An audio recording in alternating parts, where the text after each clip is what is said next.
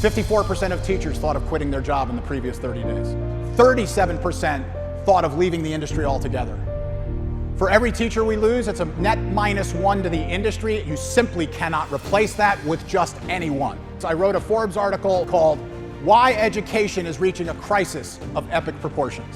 Because in that article, I talked about what we have to do to stop our teachers from leaving education. And the first is, we have to ease it up on their plates. We have to give them the time to build a human connection to actually teach. We're asking them to do too many things, and they can't get it all done. We have to do that with our administrators, teachers, critical support staff members, special needs, paraprofessionals, classified.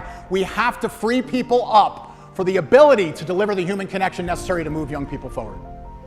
And this is where we are in the changing landscape of education workforce development. But one of the bigger areas too is the younger generations themselves.